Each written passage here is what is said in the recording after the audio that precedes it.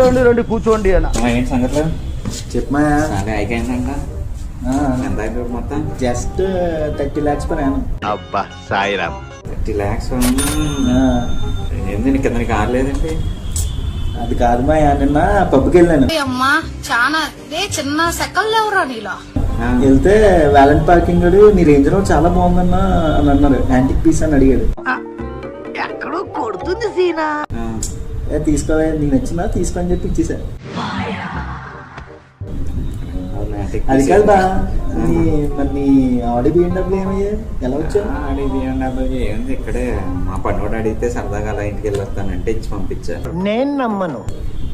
అదే చూసావు, నేను మా ఫ్రెండ్ ఒకడు ఫోన్ చేశాడు. ఫోన్ చేసి అరే బావా పాకెట్ మనీకి డబ్బులు కొట్టరా అన్నాడు. జస్ట్ 10 కోట్లు ట్రాన్స్ఫర్ చేశాడు. అంతేనా? కింద మా డైమా సార్ ఏంటి సార్ అది కింద మా డైమా రావట్లేదా? డైమా మా పని మంచిగా ఇస్తాను రోజుకు 20 కోట్లు. దేవదాస్ సార్, మీరెందుకు నాకు ఇవన్నీ చేస్తున్నారు?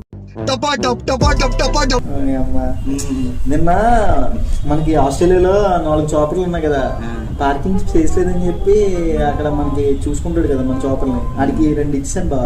ఎక్కడ పెట్టుకుంటాడా? గూలో పెట్టుకుంటాడా? అక్కడెలా పెట్టావరా? ఏమో మరి ఇస్తాను. నీ చాపర్లు ఏమయ్యా, నీకేం కావాలా? 2 చాపర్లు ఉన్నాయి. వద్దురా నా ఎక్కడ చెబుదు అయిపోతే అలా ఖాళీగా పడదు. తెలిసి మావా రెండుకి ఇచ్చేద్దాం మరి. ఇచ్చేద్దాం, ఏం చేద్దాం మరి.